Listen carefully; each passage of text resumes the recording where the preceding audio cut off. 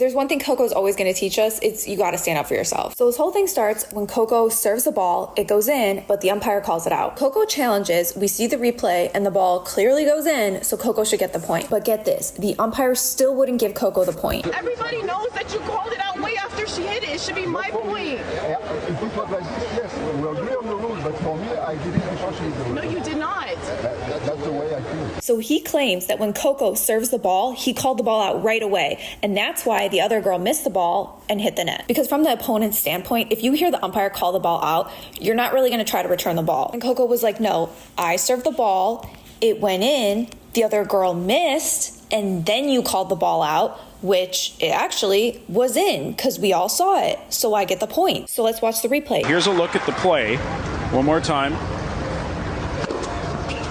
Out. So Coco Gauff is correct. So now that we've established Coco is right, keep in mind that on the court, they can't see the replay. It's only us at home on the broadcast that they can see the replay. The only thing that they can see on the court is the Hawkeye technology where like the ball hits the line and they can determine whether it's in or out. Hi, I'm Zane and you're watching Sports for the Girls by the Girls, where we get together and talk sports. So then Coco defends herself to the umpire and he wasn't hearing it. Like he kept interrupting her and she was like, call the supervisor. I'm not playing with you. Call the supervisor. I call the supervisor. I'm not going to call the supervisor.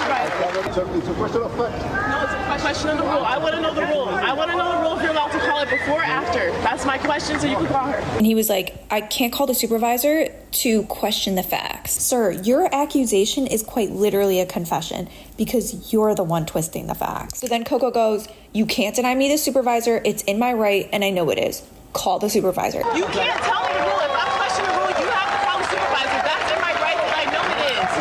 Yes, it is. Call her. Call the supervisor.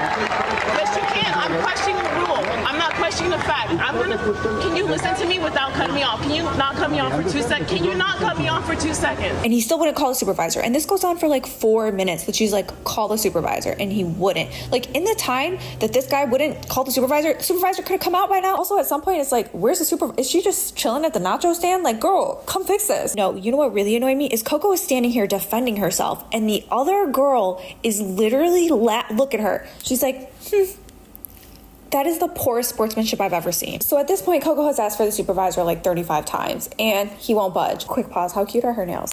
Anyway, so she tells the umpire, like, you're gonna apologize to me after the match because you know you messed up. And watch how he responds. After the match, when you watch the video, you apologize. Yes, sure. Of course. Of course.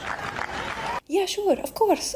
You couldn't say that when she asked for the supervisor. Now, you see, the thing about Coco is if you mess with her, she's just going to use it as fuel to win the match and advance to the quarterfinals.